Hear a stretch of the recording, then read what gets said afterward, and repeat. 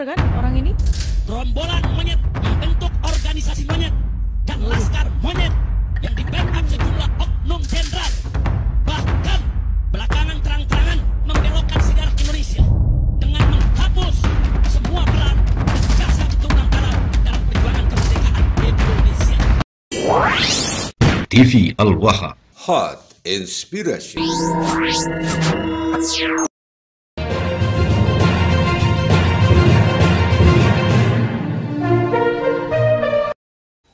Wah, Rizik Syihab ini bisa ngamuk-ngamuk lagi nih, ngambek lagi nih saudaraku ya. Para ulama Banten dan para jawara Banten bersatu dalam barisan PWILS Laskar Sabilillah. Geger Cilegon saudaraku yang dirahmati Allah.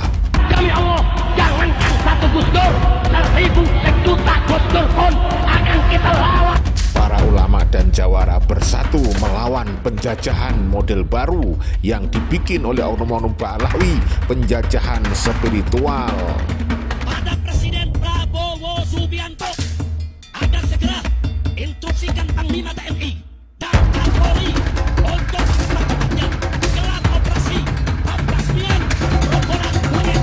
Saya serahkan kepada seluruh amanat dan keturunan Arab serta para pemimpin di Indonesia, duduk di eksekutif, legislatif, maupun yudikatif, agar bergerak dan bertindak secara nyata setelah menekan organisasi monyet yang angkat para pemimpin monyet beserta laskar monyetnya. Saudara-saudaraku, sebuah peristiwa bersejarah kembali menggelegar, menggema di tanah Jawara. Dalam semangat yang sangat menyala-nyala dan tak gentar, para kiai, para ulama, Sayyid Syarif dan Jawara Banten bersatu padu dalam satu barisan perjuangan, yaitu bergabung dalam PWI Laskar Sabilillah. Ulama dan jawara Banten bersatu dalam barisan PWI Laskar Sabilillah. Sebuah gerakan yang terlahir dari rasa cinta kepada Rasulullah Shallallahu Alaihi Wasallam, rasa cinta kepada NKRI, rasa hormat pada ulama, dan komitmen yang sangat teguh pada negara kesatuan Republik Indonesia. Jangan main-main dengan bangsa Indonesia kalau urusan perang. Jadi jangan menyinggung bangsa Indonesia, siapapun yang rukun. Peristiwa ini tidak sekedar hanya seremoni semata-mata, bertepatan dengan haul Maulana Hasanuddin Banten, pewaris darah dakwah Wali Songo di Barat Nusantara. Acara ini menjadi saksi bahwa ruh perjuangan para ulama dan para jawara belumlah padam, justru kini bangkit kembali setelah adanya oknum-oknum Habib Ba'alwi yang perilakunya mengaku-ngaku sebagai keturunan Rasulullah, tetapi jauh panggang dari api. Kelakuan mereka jauh dari keteladanan yang dicontohkan oleh Nabi Muhammad Sallallahu Alaihi Wasallam. Demi Allah, jangankan satu Gus Dur, 1000 sejuta Gus Dur pun akan kita lawan. Licik Dedengkot gerombolan monyet taknak ini berani menyerang, menghina, dan memfitnah ulama besar Al-Imam Al-Habib Idrus bin Salim Al-Kufri radhiyallahu ta'ala anhu, bukan saja terhadap habaib dan keturunan Arab lainnya, tapi juga terhadap para muhibbin yang cinta ulama dan habaib. Kurang ajar, biadab mereka sudah. orang yang berkali-kali berurusan dengan hukum di Indonesia, tapi ketika itu diurus, ada kabur ke luar negeri. Yang padahal ya harusnya memberikan contoh yang baik, tapi orang ini tuh enggak. Orang ini justru menyebarkan sesuatu yang tidak patut sekali dicontoh, yaitu perpecahan. Tadi kan sudah disinggung ya, kalau beliau itu menuduh orang lain sebagai membelokkan sejarah lah. Beliau tadi mengatakan seperti itu. Sekarang pertanyaannya sekarang adalah, siapa yang sebetulnya membelokkan sejarah? Siapa yang coba untuk memprovokasi banyak orang untuk membenci pemerintah? Yaitu Anda, Rizik Syihab. Saudaraku yang dirahmati Allah, barisan suci menjaga nasab Nabi Muhammad, nasab Rasul Shallallahu Alaihi Wasallam, menjaga marwah ulama dan NKRI. Perjuangan Wali Songo Indonesia Laskar Sabilillah bukan sekedar organisasi biasa. Ia adalah barisan spiritual dan barisan kultural yang menegaskan 3 sumpah suci, yaitu yang pertama adalah menjaga nasab dan warisan suci Nabi Muhammad Shallallahu Alaihi Wasallam Rasulullah, karena para Sayyid Syarif dan Curiah Rasul adalah lentera umat yang harus dihormati, bukan dicaci maki. Kalau tidak ada kakek kami, kalian masih menyembah pohon. Tunggu dulu, kan gitu kamu. tidak ada kakek kami nggak merdeka. Memang kakekmu itu perang kemerdekaan kan? Enggak juga. Makanya Belanda berani mengatakan Inlander yang melakukan pemberontakan di Cilegon adalah ulama-ulama Toreko. Begitu Belanda menyebut Toreko Kontinental Bandia, tiba-tiba Mufti Batavia namanya Usman bin Yahya mengatakan memang Toreko itu sesat. Dan kalau melakukan pemberontakan itu namanya gurur. Karena dia adalah muftinya Belanda.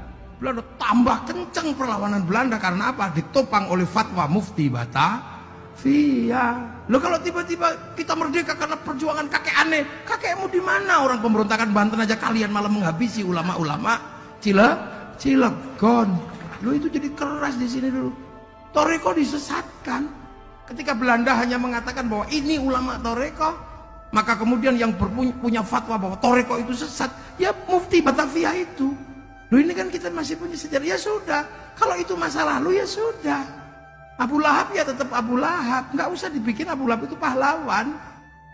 Dan di dalam karya ini memang disebutkan ada fatwa dilarang memberontak kepada pemerintah Belanda, dan menyebutkan bahwa para pemberontak dari Cilegon, Banten itu sebetulnya melawan syariah.